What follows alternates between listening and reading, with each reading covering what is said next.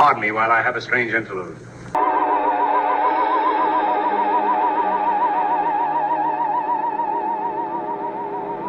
There is nothing else. Life is an obscure hobo bumming a ride on the omnibus of art. Along the misty corridors of time, and in those corridors I see figures, strange figures.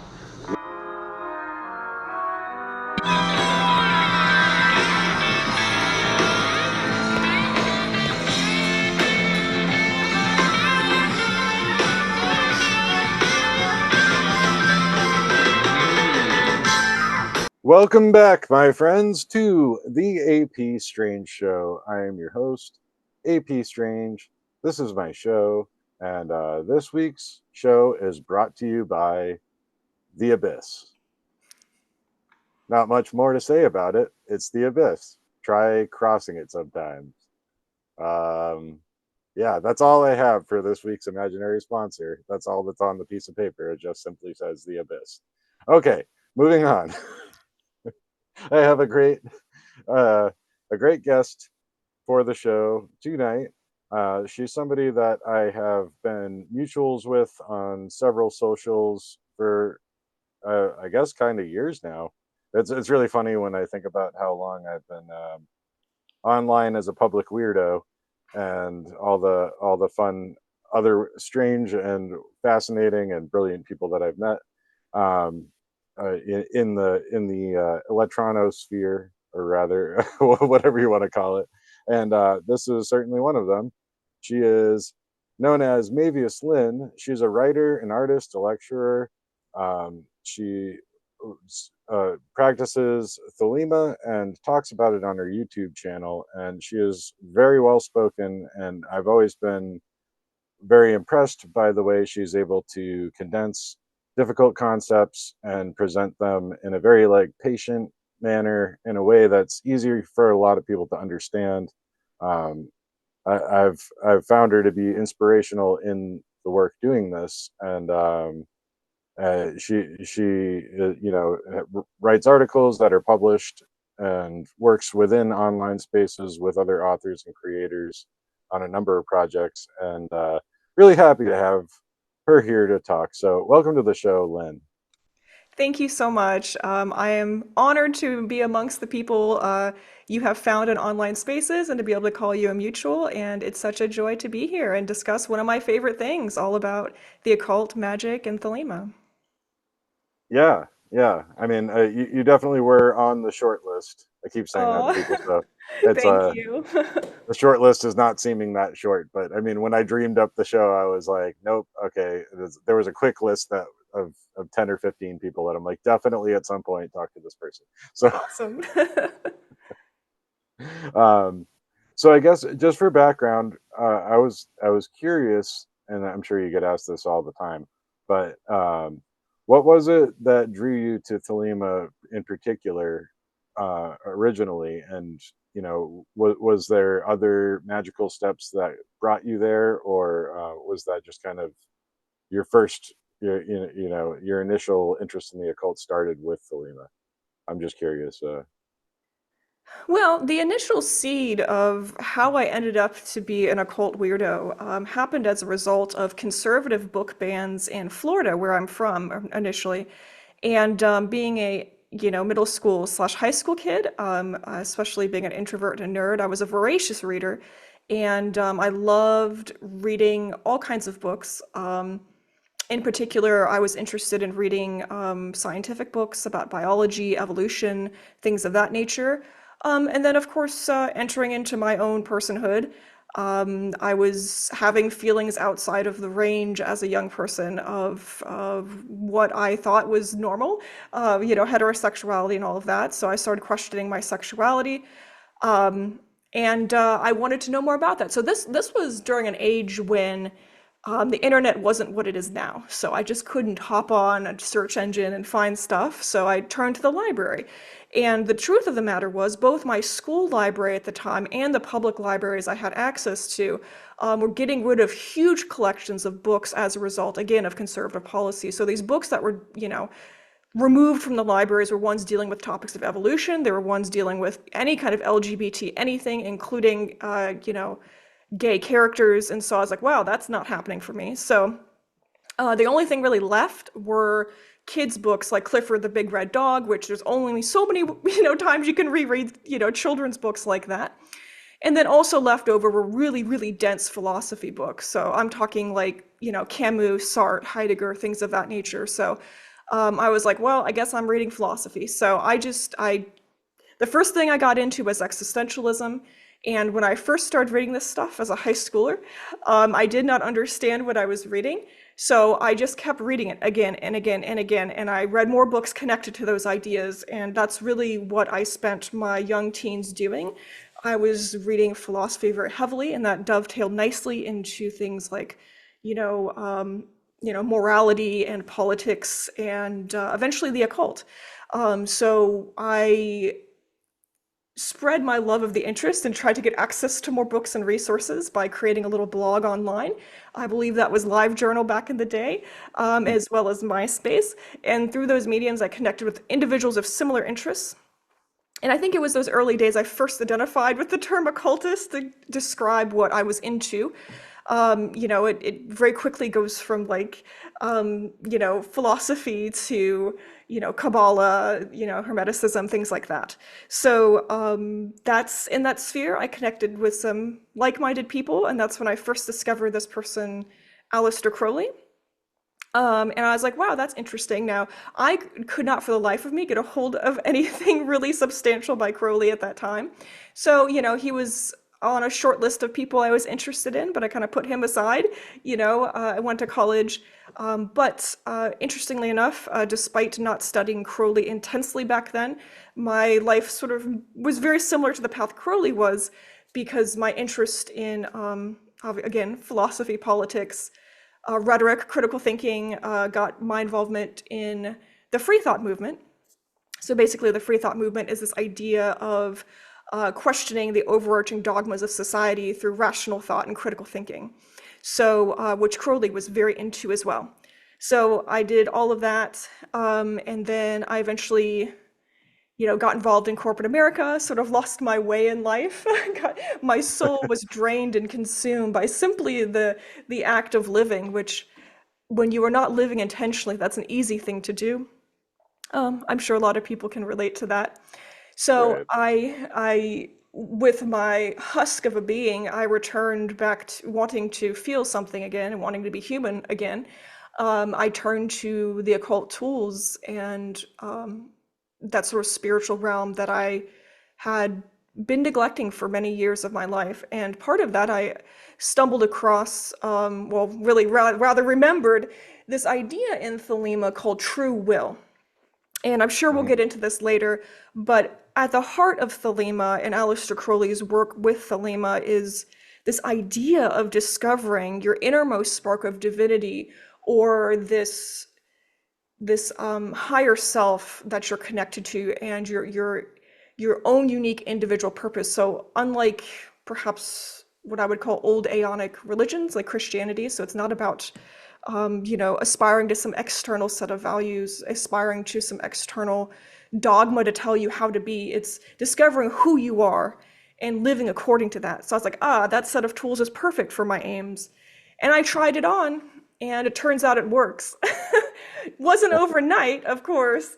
It took many, many years of hard work within the system, but I got real results. And that sort of, dare I say, divine connection, that sort of capturing some kind of divine light in my life and in my experiences, I decided to share that with the world and, assist any way I can. Yeah, and I mean, it's kind of funny you talk about a corollary to Crowley's life in your own experience, and it's kind of worth mentioning that he came from a very restrictive, conservative background as well, being raised within kind of the Plymouth Brethren church environment. So it seems like there's another corollary there where uh, breaking out of that kind of conservative, dogmatic structure. Yeah, absolutely. I guess for, listeners, just to share a little bit more about that, I think you make some good points. So Aleister Crowley is such a controversial and colorful character throughout history that people love to sort of get into. And he really is. He has a lot going on. Yeah, his background, although he does come from wealthy upper class and a privileged background, he also came from a very restrictive one and experienced what I would call religious abuse. So, as part of his punishment growing up, he was locked in solitary confinement and starved to the point where he almost died, actually. So he escaped that, and I think that had a lot of influence on him. And same with growing in such a conservative Christian, I would say bigoted conservative Christian environment of the Plymouth Brethren really had an effect on him and sort of his disdain for, I don't want to say Christianity, but yeah, basically Christianity and some of these systems that he viewed oppressing people. Yeah. I mean, at the very least, he seemed to enjoy being irreverent towards Christians and kind of thumbing his nose at them, which is a lot of fun. Sure. There's one book I was reading where it was kind of him having a flame war with G.K. Chesterton via like editorials. And it was just really funny to read because he's basically, he's just basically thumbing his nose at the guy. hmm um, yeah, so I mean, you did kind of allude to something that I did want to get to, where you were talking about the concept of true will. Because as you point out, and as we kind of already mentioned, Crowley is kind of a divisive, controversial, and misunderstood figure in a lot of ways. It's hard to know exactly, so much so that it's hard to know exactly what the real picture was, Mm. especially if you're on the outside looking in. But uh, even the language that he uses in his writings and that are well known outside of Thelema tend to be misconstrued because people don't really understand what the this true will element that you're talking about. And when we mention will, that's built into the credo of "do what thou wilt," which I think people misrepresent as evidence of Crowley being a libertine and just Mm. saying "do whatever you want" because none of it matters, when he's really not what he's saying at all, right? Yeah. Yeah, let's get it. I think this is a fantastic discussion, first of all. And people really do misunderstand this phrase, do what thou wilt shall be the whole of the law. This phrase comes out of the central sacred holy text of Thelema. And I guess I should explain what Thelema is. Thelema is the Greek word for will. It's often interpreted as a spiritual philosophy, a religion, a system of mysticism that was, kicked off by Aleister Crowley, if you will. And the central sacred holy text of Thelema is this thing called the Book of the Law. And the Book of the Law is a channel text, meaning a divine source, and people interpret that a lot of different ways. That could be something external to you, an actual manifested spirit or God, or something internal, a part of your subconscious. Again, there's a lot of different ways to interpret this. But regardless, this divinely inspired text, was channeled through Crowley, and Crowley wrote it down, but it wasn't Crowley speaking as himself. And I know that that's a difficult thing to kind of communicate to people who aren't familiar with the occult. This idea of, communicating to gods or spirits or to a part of your consciousness. But that's kind of what this is. It's a channel text. And so within this text is a lot of very difficult to parse language because some of it's coded, and there's just so many deep layers of meaning that when you first read this text without context, you really can't make sense of it. So it's really important to remember that it takes, in some cases, a lifetime of work just sort of unfolding what this holy text means. And this classic phrase, "do what thou wilt shall be the whole of the law," comes from that channeled text.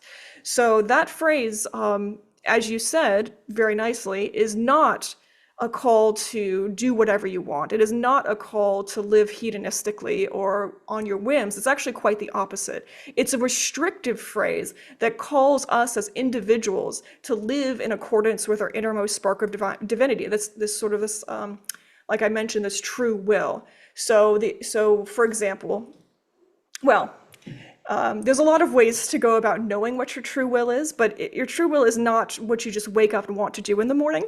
It's this sort of core part of your being as a spiritual entity.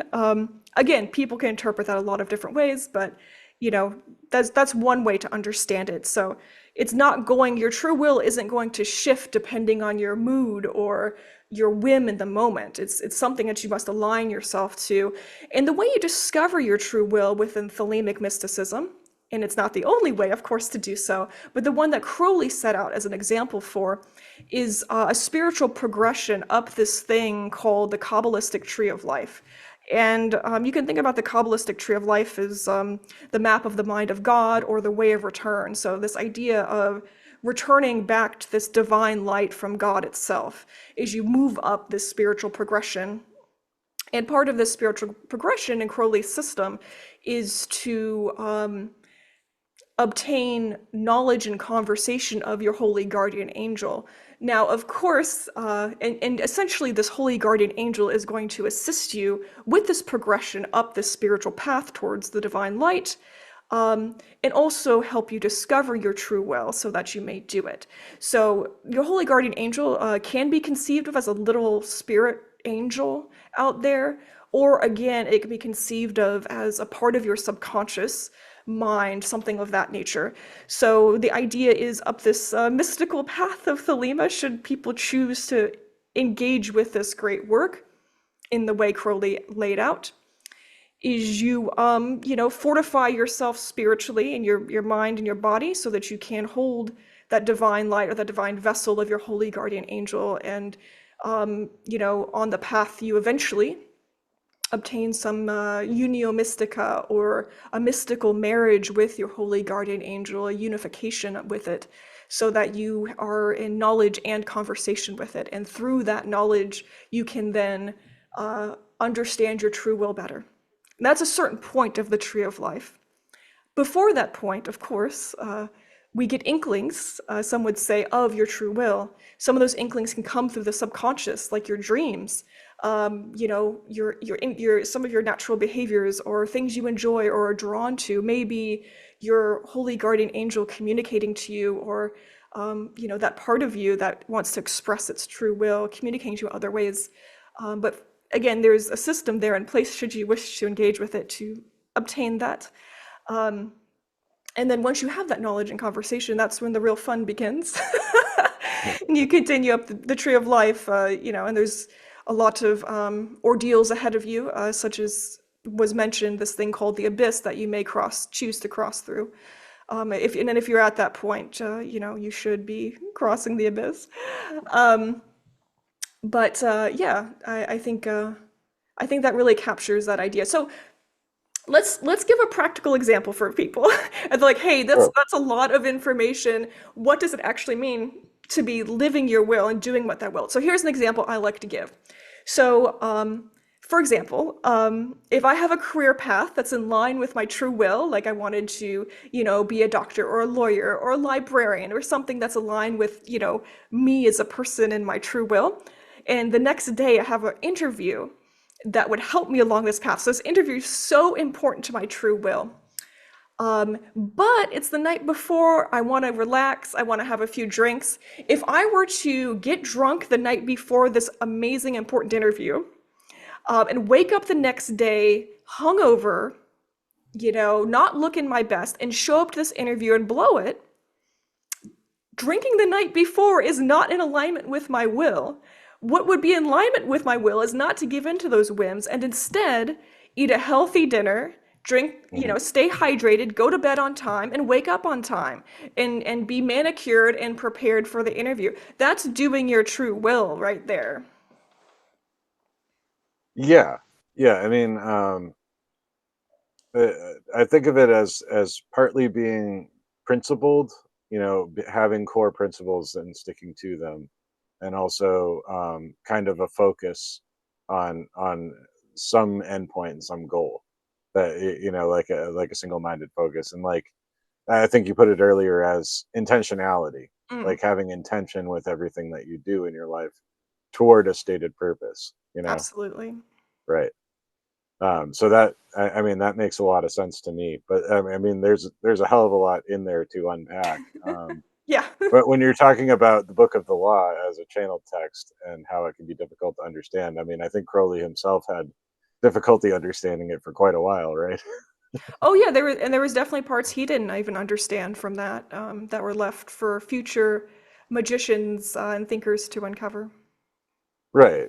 And I mean, part of that is the cipher that a lot of people know as the New Aeon English Kabbalah or the secret cipher of the Euphonauts these days, depending on who you are. Yeah.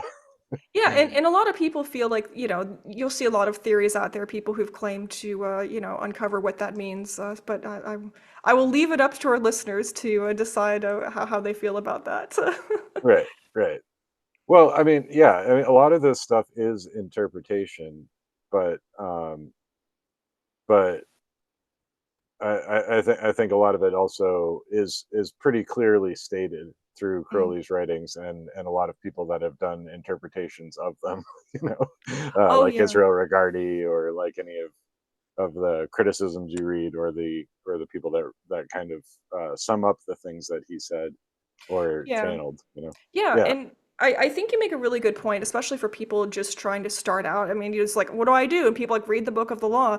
I think the best thing you can do is read Crowley's commentaries on the Book of the Law. There's this thing called The Laws for All. Unfortunately, it's out of print. I pray for the day it comes back into print. But so this thing called The Laws for All is Crowley's commentaries on it, and that's really the text to go to. So actually, Crowley says himself in the new comment to the Book of the Law, decide for yourself what this means to you, but appeal to my writings. And so he means the laws for all, essentially, his commentaries.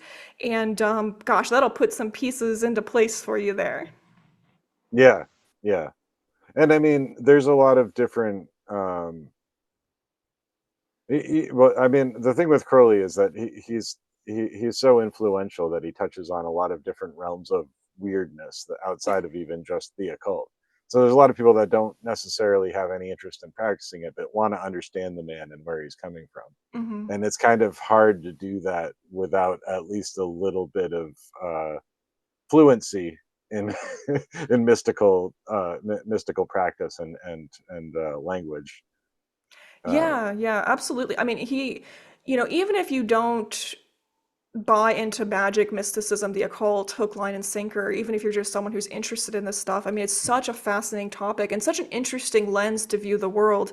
And Crowley really is one of the most influential occultists, especially amongst modern occultists. You really, regardless of the magic, Wicca, chaos magic, any of these things, Crowley's all over it. mhm. And so I'm going to throw out a book that's in print for people to get into if they're interested in reading more.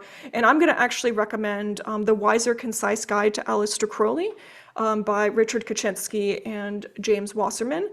This book, again, Wiser, Concise Guide to Aleister Crowley, is a short little thing, but it is packed full of good information, and it's written from a modern perspective for outside people to quickly figure out kind of what is meant by not only Crowley and his beliefs and philosophies and magic, but also some of the organizations he was involved with and ran and started. So it's just a really nice little primer. Right. Yeah, because it is very hard to just get direct answers to some of these questions if you're on the outside, you know, and it don't have the context, Um, because I mean that's another thing that I kind of had on my list here to ask you about is that people tend to think of things synonymously, like Thelema just means OTO or Oh, yeah. AA or Mhm. sometimes even Golden Dawn. Sure. People mix all these things up as though it's one entity. When we're really talking about different organizations, different groups, and Thelema is the current, right? That's the Yeah. this yeah. Right. Yeah, definitely. That's a really good point. So let's talk about that. So one of the most influential organizations that Crowley joined in his life was the Hermetic Order of the Golden Dawn, which is a secret society that taught a grab bag of different types of magic, philosophies. They really syncretized a lot of different things and were incredibly influential. And honestly, it was a huge influence on Crowley. I mean, the date he initiated into the secret society, he considered his magical birthday the rest of his life in his magical journal. I mean, I really think that speaks to just how big of a deal it was for Crowley at the time and the rest of his life. So a lot of Crowley's magic is informed by this Golden Dawn stuff. So the Golden Dawn, what happened to that organization? It eventually fell apart completely. And since time, a lot of different people have recreated Golden Dawn organizations. There's a lot out there. You can still join today if you want to experience those initiations. It's not a secret. I have also been initiated into a Golden Dawn order. That was amazing. Being able to participate and see one of these rituals in person as the initiate and initiator is incredible. A lot of magic there. But anyways, I digress. Then Crowley went on to do his own stuff after he left the Golden Dawn. And he started his own offshoot, Golden Dawn, known as the AA. Does not stand in this case as Alcoholics Anonymous. Yeah. AA is its own thing, and it refers to the teaching order that Aleister Crowley made. And this organization was basically fast track Golden Dawn type stuff. So he thought Golden Dawn taught things too slow. He's like, people want to drink from the fire hose, so here's this thing you can do. So Well, I mean, he did, and then I think that was kind of where he drew ire with other members because he was moving up through the ranks too quickly, and people didn't really. yeah, yeah. So he Right. Yeah. so with some other Golden Dawn members, he formed this group, the AA, and the AA also taught these principles of Thelema as well and values. So that's his Thelemic teaching order. It has a one-on-one student teacher relationship. And what's beautiful is there's unbroken lineages of the AA all the way back to Crowley that you can initiate into and join and participate in. These lineages since Crowley, they take on different flavors, different beliefs of the people who have run these organizations and been the heads of them. However, a lot of them can still trace their lineage back to Crowley. So for people who that kind of thing is important, there's that. Another organization, the other big one, is the OTO, or Ordo Templi Orientis. This is what is officially considered a paramasonic fraternity. So paramasonic meaning Mason-like. It's not the Freemasons, but it's along those sort of ideas of teaching through initiations and that kind of fraternal structure. So Crowley did not found the OTO, but he did show up later as an influential member, and he sort of, when he was the head of it, restructured it under the law of Thelema. So you go through these initiations in sort of learning Thelemic concepts, ideas, philosophies, in a Masonic fraternal kind of way. And again, that has existed since Crowley's time as well. There's a lot of history there with the OTO. It's seen some troubles and not, but that's something you can join and be a part of should you choose to do so. But again, and this is the important point here, you do not have to join any of these organizations to consider yourself a Thelemite. Thelema is not a closed practice. These organizations exist to assist magicians should they wish to have that assistance and guidance. A community is very valuable for some people, as well as structured learning that some of these organizations can provide. But the only thing that defines a Thelemite loosely is someone who accepts the book of the law, and whatever that means to them, and someone who seeks to know and do their will. So organizations may be a part of that, or they may not. It just depends on the individual. Yeah. I mean, that's a great way to sum it up. And I mean, I think listeners at this point are kind of understanding where I'm coming from. Don't want to hammer the point too much, but there is a danger of oversimplifying when you're talking about someone as complicated as Crowley. Absolutely. um, and so, I mean, are there any misconceptions about the practice of Thelema or about Crowley that you find that you run into a lot in talking about it publicly? Yeah, I mean, infinite numbers. So I guess, I could choose any number of things to talk about, but and I'd have one in mind.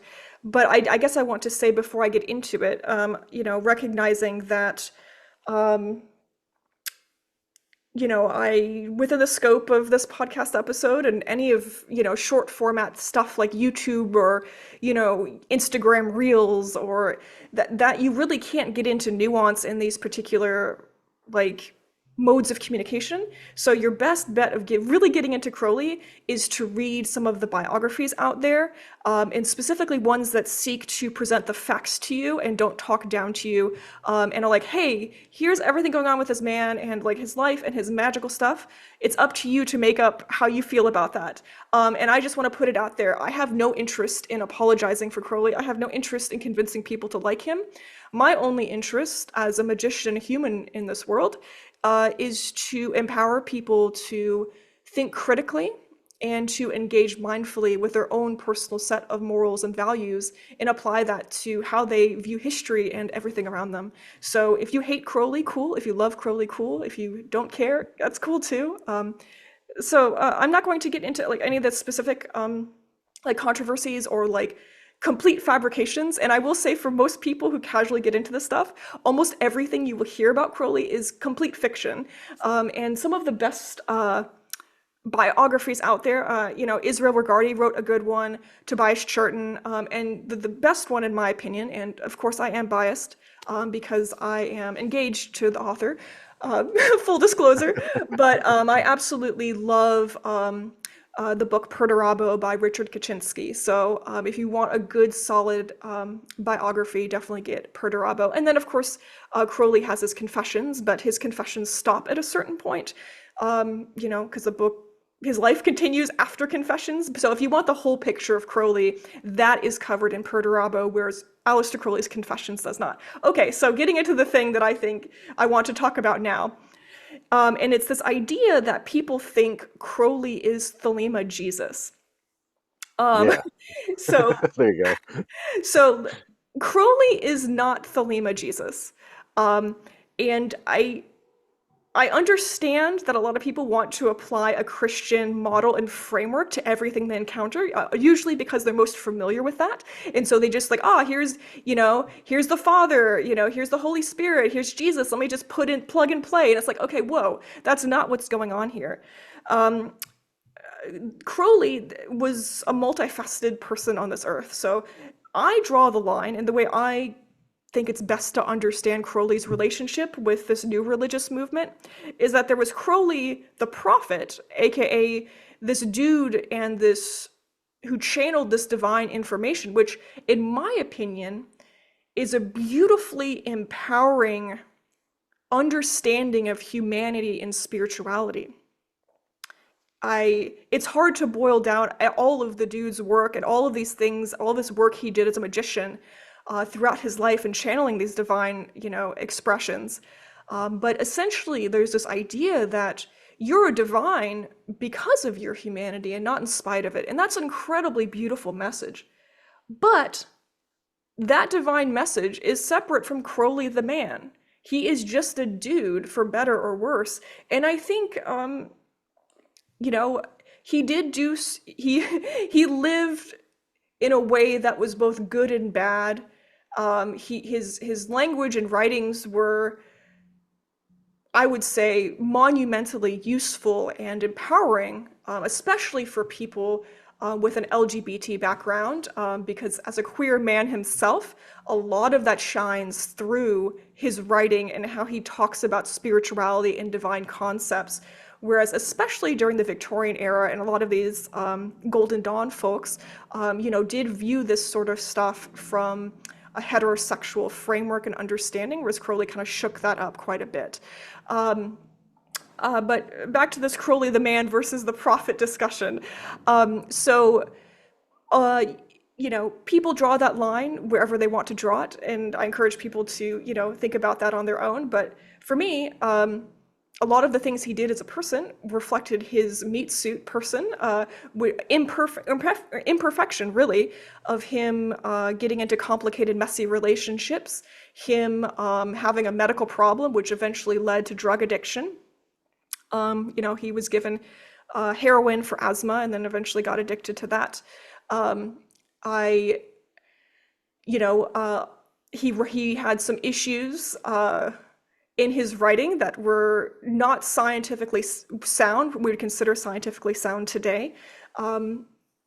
Especially his understanding of like a lot of things. But anyway, the point here, despite my disagreements with Crowley, I think there's some real value to him as a new religious prophet and communicating these ideas, but I separate out him just being a faulty human being, and I have the ability to condemn him for those things. Like, for example, abandoning some of, his children or some of the women in his life, I think was unhealthy, but, again, reflected not necessarily a shortcoming, only reserved to Crowley, but especially in that context of Victorian aristocracy and how women and children were treated.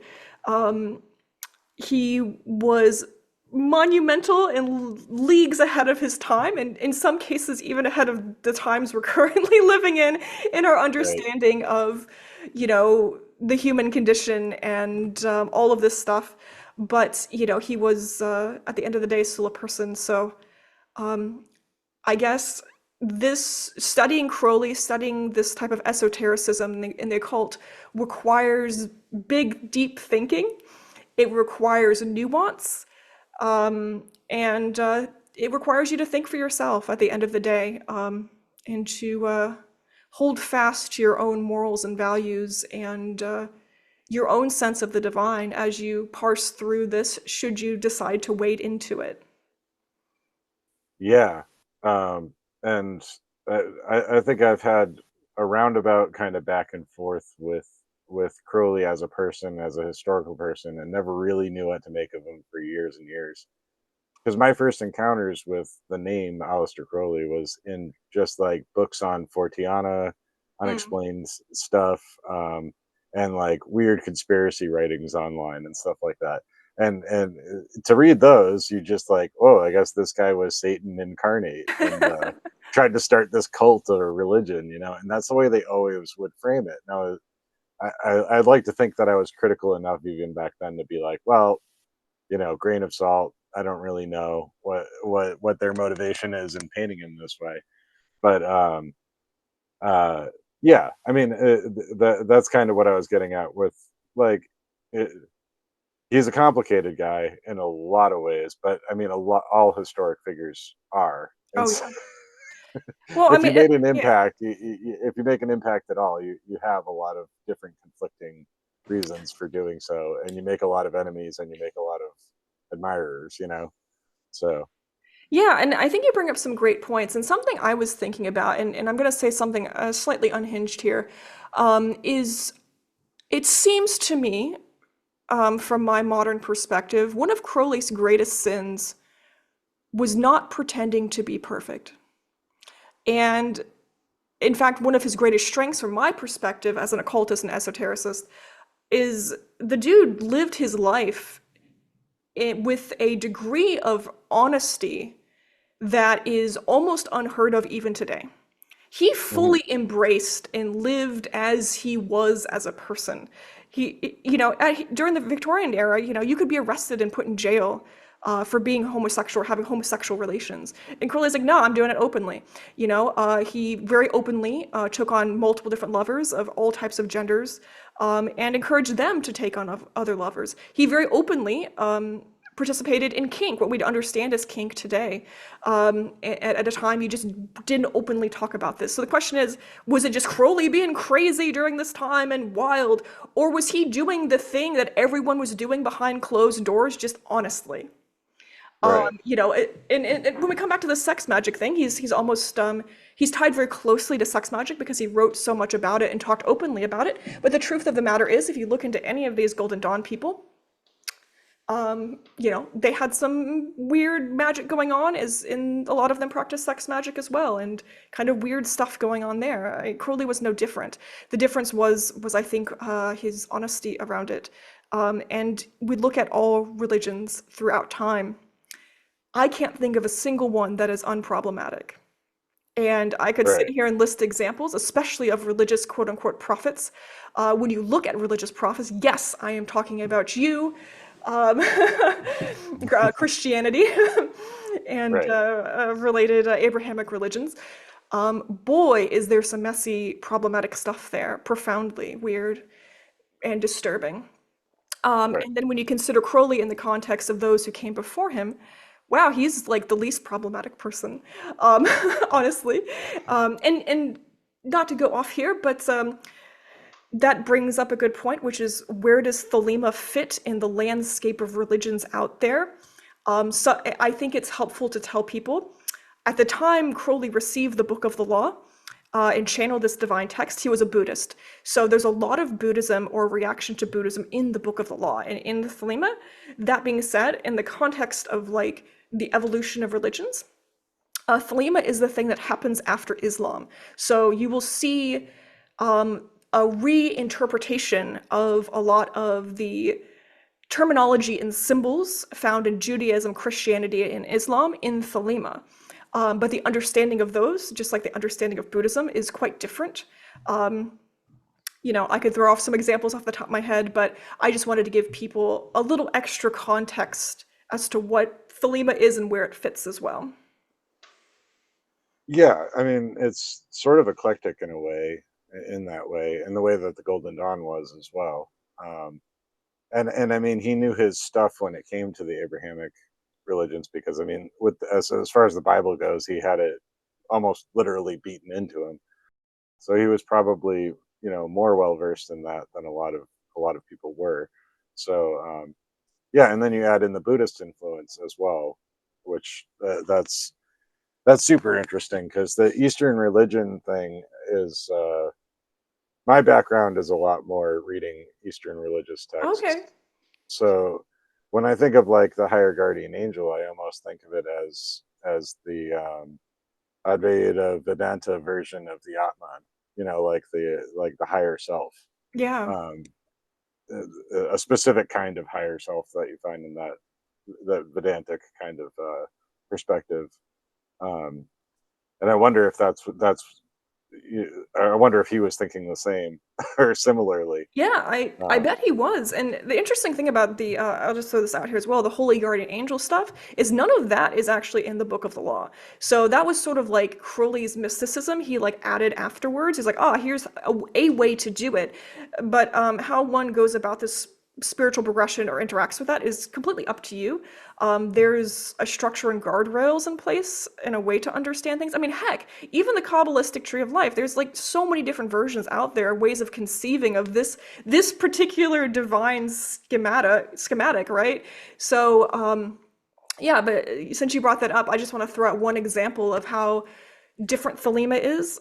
So in Buddhism, there's this idea of dukkha or suffering, and this idea is that existence is suffering. And Thelema flips that on its head and it say existence is pure joy. That's right out of the Book of the Law. And so this idea in Thelema is that we incarnate into this existence for the chance of union, for the chance of experiencing joy through union. Or again, this idea of love under will. And love is the law, love under will from the Book of the Law. So again, that's sort of one Thelemic idea as well that comes out of that book. right, and I mean, what the this mystical union looks like, and what the higher guardian angel is for anyone in particular may appear differently. Like I was Absolutely. thinking while you were talking about it, just like synchronicity, isn't it? Could be an example of Hmm. communication in that respect. Um, and I think it's worth mentioning too that Crowley's kind of obsession around that had to do a lot with the Abramelin working, right? The Mm-hmm. Book of Abramelin, and I think there's a lot of misconceptions around that as well. Because Yeah. again, I was talking about my early introduction to it, and I remember somebody that was only kind of sort of into Crowley, that like it was kind of like a metalhead, but thought that Crowley was awesome. He's like, yeah, man, he was on Loch Ness and he was trying to channel angels and demons and make them fight each other, and then something went wrong. And that's like, I feel like a lot of people have that picture in their head, like this Hollywood kind of a dark sorcerer channeling powers he didn't understand and having it blow up in his face, when it's really not that at all. That's so funny. Yeah, let's talk about that. A lot of people have this sort of conspiracy theory or like this thought around, the Beluskin house near Loch Ness, that he started the Abramelin working and he never finished it, so therefore he ripped a hole in our reality in which things pour out of. I personally, as a magician myself, think that's an absurd thing. So even if he did start it and not and stopped it, numerous people all around the world are performing this operation or performing various occult operations and not finishing them. Now, in my experience, the most common result of any occult work is nothing. You have to work. Magic works. Let me just put that. Yeah. You have to be very intentional, and it's very difficult to get magical results at all in some contexts. So, especially something as elaborate as the Abramelin working, um, you know, I mean, it's like getting all the ingredients and putting them in the kitchen and not cooking. It's like, Mhm. are the ingredients just gonna spontaneously come together and like cook you a dinner on their own? No, they're not. So that's kind of what it's like to stop a magical operation. You know, your unboiled rice isn't suddenly gonna rip a hole in the fabric of reality. It's just Right. rice. That's kind of Now there may be detrimental effects to the person leaving it open ended. I would sure. suspect, but yeah, I mean, I think there's going to be all kinds of things that happen, but like I wouldn't go so far as to say it's like as catastrophic as people would paint it as. Yeah, I don't know. I have a hard time imagining eldritch horrors coming through, what is equivalent of uncooked rice. I don't know. right. Well, people want that a Hollywood version of it though, Oh, and I do it's too. kind I'm of waiting for it to happen. well, yeah, I would love for that to happen, but and I think people that actually, if any of these people actually read the Abramelin book, they'll be very disappointed to find out that a lot of it is basically a rabbi giving advice to his son, It's good stuff. and then a whole And bunch of magic squares and oh yeah, Magic Squares trying are to great stuff too. Yeah, well, yeah I was going to say too, for people who are interested in Aleister Crowley's take on this kind of stuff, you can look into something called Liber Samekh, and that's Aleister Crowley's way of obtaining knowledge and conversation with the Holy Guardian Angel, whereas the Abramelin is something that predates Crowley. It's a more classic occult way to do that work. But if you're interested in Crowley's, check out Liber Samekh, give it a shot yourself. And yeah. it's I mean, available on sacredtext.com in its entirety, so I'm not telling you to spend money. Sacredtext.com has some great stuff.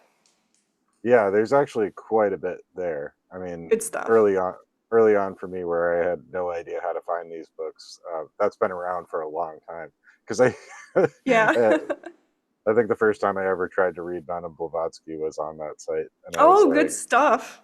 "How long is this? How long is this? I can't read that much on a screen." Yeah, I definitely relate to. I prefer books too. Yeah, yeah, they can be cumbersome and take up a lot of space, but I love having them. So um, um, yeah. So what do you recommend as far as whether or not it's the Lima? How do you recommend people start looking for their own path and finding kind of their will and uh, yeah? I mean, do you just have any general advice for people, whether they want to look into Thelema or if they want to find some other kind of practice or grounding in reality to help them move forward? Yeah, I think that's a great question, and it's a question I think about a lot because I have the privilege of doing a lot of talks and workshops, both locally and across the country, but also doing a lot of writing that I'm very blessed that gets published, as well as YouTube channel stuff. But I think the best thing anyone can do is listen to themselves. If you feel drawn to something, investigate that. I think there might be a reason why you're drawn in particular to a certain path or idea or concept or religion or spirituality. Investigate that. Don't be afraid of carving your own path through the woods. Sometimes that is the most valuable one that you arrive to on your own. If that happens to be ceremonial magic, I just, as a ceremonial magician myself, I guess I should say, in this particular context, a lot of people think I'm a witch, and I am not a witch.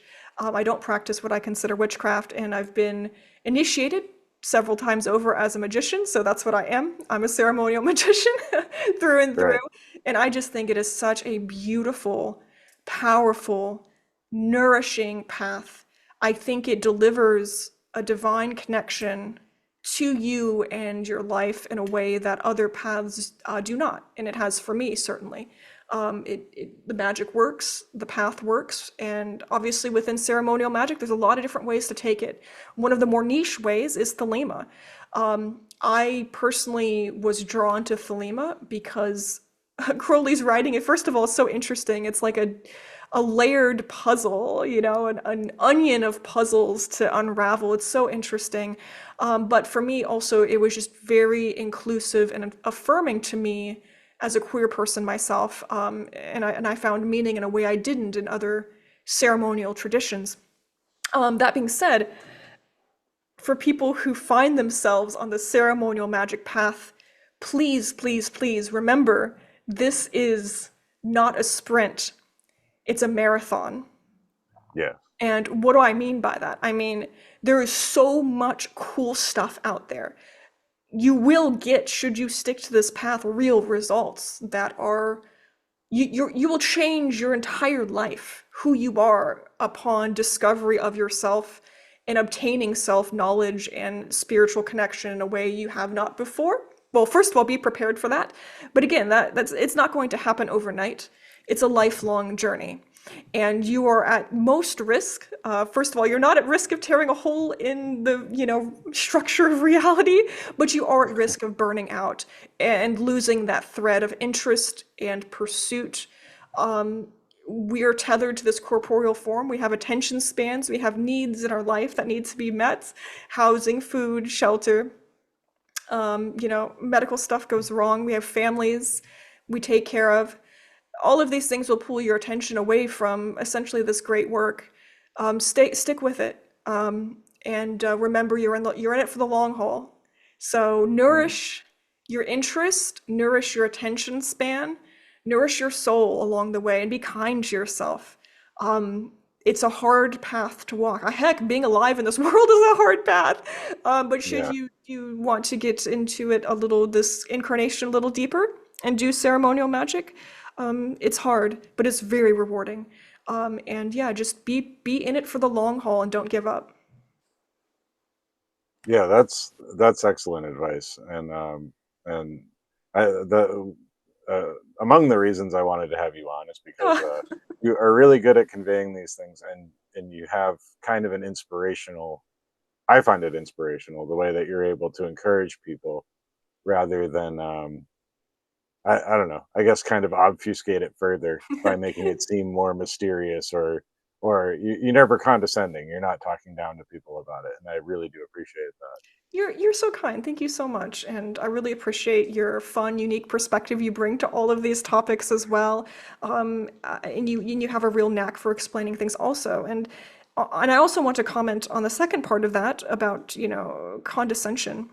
I don't mean to be inflammatory here, but I think for some people, they get into the occult for their ego.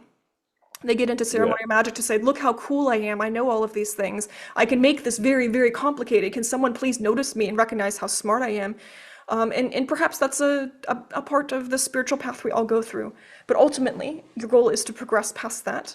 And once you have a part of that divine light and you've grasped a hold of it, it is your responsibility to then share it with the world in a productive, nourishing, helpful way to others. And that could look in many different ways for many different individuals. I'm not condemning one way or the other. Hmm. I suppose I'm very blessed and fortunate that has manifested in me wanting to teach others and inspire others and encourage others, because ultimately I believe in my fellow humans, for their divine potential and their potential to be their best selves. And this is one way to get there. So I do all of what I do because of that.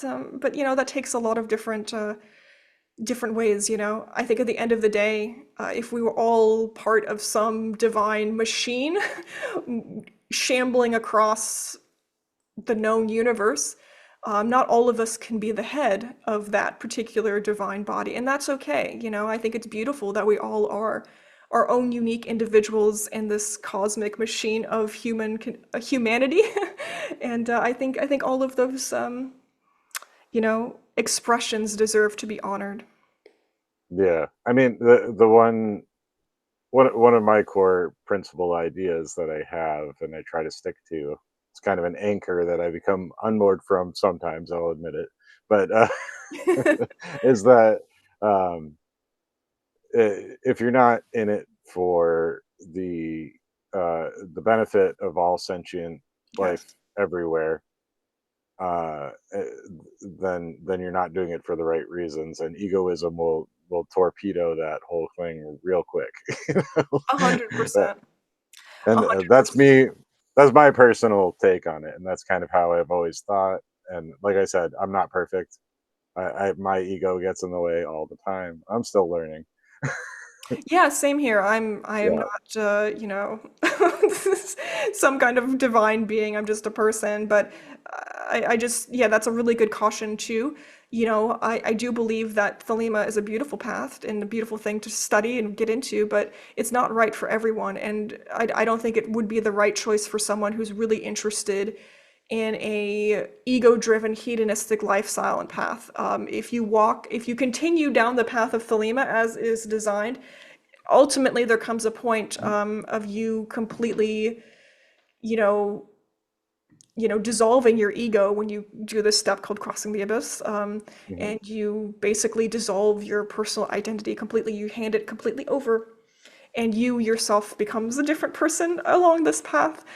So if you're interested in an egoless spiritual path, get into Thelema. But if you want to hang on to that worldly connection, this may not be for you.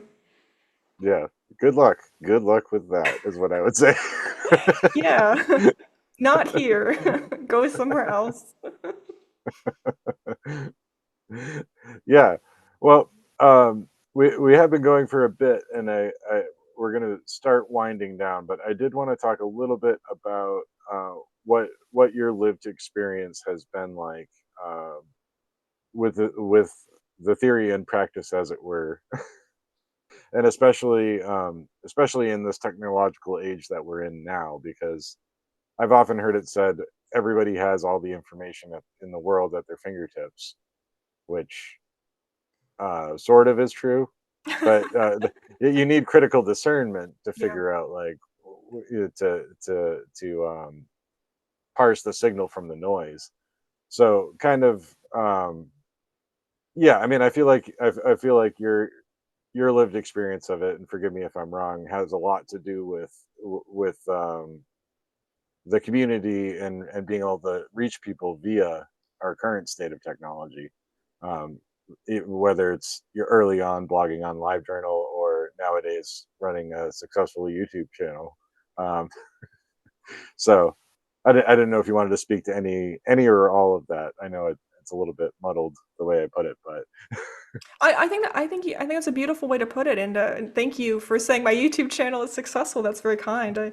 I owe that entirely to my audience, who not only feeds me ideas but inspires me to keep going with that particular project. Because ultimately, I do view YouTube and all this other stuff as a service to the community. So I guess reflecting as Thelema as a lived practice.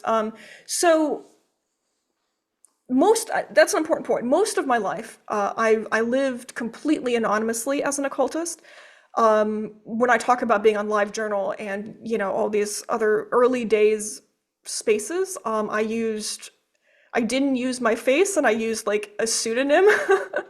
So I Right. was very much anonymous, and that didn't cross over. I wasn't really out about being an occultist. That sort of came later. And when I decided I wanted to share my unique perspective on all of this and share my lived experience, happened a number of reasons. But I made an intentional choice at the very beginning. The truth of the matter is, in the world of academia, people who study the occult and publish academic journals on it are looked down on if they are cultists themselves. So we're not naming and shaming here. I respect everyone's choice of path, but a lot of your favorite academic publishers and authors and researchers at universities and such, they are an occultist in private, but not public. And they do this intentionally because they would not be taken as seriously, which is a wild proposition, right? Some of the best academics we have on things like Christianity, for example, are Christians. So why are we holding different people by different standards? And I've seen this bigotry show up a number of different ways. People say, oh, you're a Thelemite, so of course you would like Thelema. And it's like, well, first of all, I like to imagine me as a researcher and academic can separate out my own personal beliefs and spiritual path from what I am presenting, but as a practitioner, I bring a special lens and understanding. So much of the occult and esotericism, whether it's secret societies or this system of magic in and of itself, the meaning is lost. Parts of it are just completely lost on people who only study it in books. Whereas me as a practitioner and someone who lives it literally every day, as a living practice, I bring a lived experience to my writing and work that some of these purely academic people don't. But that being said, again, when I came out, I decided intentionally on the path of presenting and sharing myself, who I was in my totality, which is an occultist, which is, a Thelemite. And that was a hard decision to make. So many Thelemites, especially, even within the occult world, are maligned, misunderstood. But I was like, well, I'm just going to be the entirety of myself unapologetically and see where that goes. Maybe hopefully empower people to live unapologetically themselves. So I guess what I'm getting at here is when it comes to me and my lived everything as a Thelemite, that extends to daily practice. There's a lot of things I do ideally every single day. Over my main meals of the day, I do this thing called saying will. I practice a solar adoration on the 4 stations of the sun called Liber, Resh, Vel, Helios. I do things monthly, yearly as part of my practice. I'm involved in certain esoteric orders where rituals and initiations take place as well. I give talks, lectures, teach, all of that good stuff. But yeah, it's a really big part of my life and a part of, my spiritual path. And I was very blessed to find another Thelemite out there and very happily involved in a partnership with another Thelemite. So, we're practicing Thelemites together. And both of us also really love to write academically and otherwise. So we produce work that way as well. I hope I addressed that. I sort of meandered there. Yeah, no. I mean, I gave you a muddled question, and I think you did a great job putting that Thank all you. together. But yeah, I mean, it sounds like in almost every way, it's a very enriching experience, and it's great to be able to see that in a person and have it presented in the way that you do. So as much as I might gripe about social media and the internet and what it's kind of done to people, Oh, yeah. um, like YouTube, for example, is a really good medium for you because it's great to see you and see your enthusiasm when you're speaking about it. And Oh, I thank hope you. to someday be able to get to an actual lecture that you're doing. Oh, thank but you. Yeah. Yeah, but and thank you so much. I think YouTube gives me the opportunity to share some of my Thelemic practices, and I'll just put this out here too. It's Thelema is not a closed tradition, so you can pick up and try some of our magic, some of our rituals, and see how that feels. And I give not only explanations of various practices, but also real demonstrations of them. So you can watch my videos, know what we're doing, why we're doing it, and then do it yourself. And I think that that's something that was also missing in the wider internet space. So I have created it, and people are like, "Hey, I learned how to do Libra Rush from you on YouTube." And I'm like, "Oh, that's cool." So that's an option for people. yeah, yeah, and like I said, I think that that is great, and it's kind of a wild age that we're living in now, where so much of this stuff used to be so hard to find, and there were so many barriers before, um, and there's a lot less of them now, but the barriers are more critical discernment. Yeah, I guess critical thinking and critical discernment with this stuff, and I guess absolutely. that's where understanding a little bit about scientific illuminism and Hmm. it comes in really handy, is being able to parse that out for yourself and make informed judgments. You know, Absolutely. The method of science, the aim of religion. And I think disinformation is the biggest barrier in this day and age. And I mourn the fact that there's so many people trying to capitalize off of the recent boom of the occult and esotericism in a way that's profoundly ignorant and misinformed. It. The truth of the matter is you say Aleister Crowley, people click on it, it sells. But a lot of some of the online voices don't know anything about anything. They're just making stuff up or, reading off of Wikipedia, and I'm not sure that that's. I mean, maybe it's entertaining for some people, and that's awesome. And obviously, they're doing it because they're successful at it. But ultimately, I think for the individual involved, it's not very, very valuable. So yeah. that's my only comment on that. I, I wish everyone could find valuable sources out there.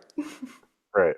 Well, my solace with that is that I think in all occultism, that can sometimes be more of a feature than a bug, Sure. because the wrong people don't end up learning how to do the magics because Yeah. they don't have the attention span to actually find the good stuff. Oh yeah, absolutely. That's very true. Um, and this brings back to the broader point. And one of my missions for doing a lot of that is I want to empower people and encourage people to get out of, well, to see Thelema and these occult practices and this path in general as not something relegated to old history books. This isn't a dead thing that happened and no longer happens. It's a living tradition that people are practicing and doing now with incredible value, and you can pick it up and do it too, and join this beautiful living tradition. Yeah, absolutely. Yeah, I think that's a great way to put it, and I I think we did cover quite a bit of ground tonight. But this is one burning question I definitely had for you that I wanted to ask you. Yeah. If Aleister Crowley were alive now, which type of social media do you think that he'd be attracted to and using if he was going to be like an influencer, say, or How old is Crowley right now in this scenario? oh geez, yeah. I mean, I guess you could pick a different one for different points in his life, right? Yeah. So if okay, let's go with so if Crowley was young Crowley just joining the Golden Dawn, I guess he would be like college aged. He would probably be on TikTok, YouTube, Instagram. Right. Older Crowley would really like Facebook. He'd be like everybody's boomer uncle on Facebook. Yeah. I think, and the interesting thing about Crowley is obviously he did have issues with addiction. I think he would be like, depending on his age, like if he was of the age to be on TikTok, I think he would be addicted to TikTok and like the dopamine rush you get from being controversial on TikTok. And then I think if he Yeah. was older, he would be all about starting useless arguments on Facebook. Okay. Yeah, that makes sense. I think like in the middle there somewhere, my thought has always been kind of harkening back to his little like editorial flame war with Chesterton that I had referred to earlier. I, Hmm. I I think I think he would have been like a pretty good redditor right in the middle there. You know, Oh yeah, Reddit. Yeah, I he'd think he probably might have like like Reddit. Yeah. yeah, yeah, Because there's a lot of like free thought kind of atheist stuff happening on Reddit, so I think he would be drawn to the like, and also like a lot of kind of sciencey nerd people on Reddit. I think he'd be really into that. But I think he'd be really into the like addictive properties and the attention he would get other places as well. yeah, yeah. He'd probably be all over the internet. You know, like Oh yeah, he would be a problem. Yeah, I'd probably block him. I'm like, enough of this dude. yeah, like I'll talk to him when I need to talk to him. Could you imagine a Christian being like, yeah, if Jesus was actually here and on social media, I would block Jesus? Like that just would a Christian would not say that. Like, oh yeah, I would be all but no, I most likely if Crowley was alive today, I mean, well, he would probably have be slightly different, raised in a different context than what he was in the past. But right. I'm almost entirely convinced I would not like him as a person, and I would offend him because of my I don't know, Taurus, stubbornness. Yeah. And he would kick me out of the AA, similar to how he kicked out Austin Osman Spare. Um, Hmm. his reasoning for kicking out AO Spare was artists can't be magicians. And I think that I would rustle his jimmies in a similar way, and Crowley would kick me out of the AA. And I just wouldn't get along with Crowley. That's my belief Well, that is there. so weird because didn't Crowley consider himself an artist too? Oh yeah, absolutely. Well, I mean, Crowley had issues with Spare, but yeah, Yeah. Crowley totally thought of himself as an artist, and he's like, I believe my holy guardian angel wants me to make art. I just don't have the skills. But honestly, people like to say Crowley's art is bad, but it's kind of in line with what people were doing at the time, what Hmm. his people's criticisms of Crowley's art are just like criticisms of like popular art movements at the time. But yeah, Yeah. yeah, Crowley totally was out there making some weird paintings, Yeah. disproportionate, weird colors in a painting. Right. He's not going for realism though, I don't think. Well, I No. mean maybe he aspired to that and didn't quite have that skill. But yeah, I mean it's a stylistic choice too. There's a stylistic kind of thing going on. Yeah.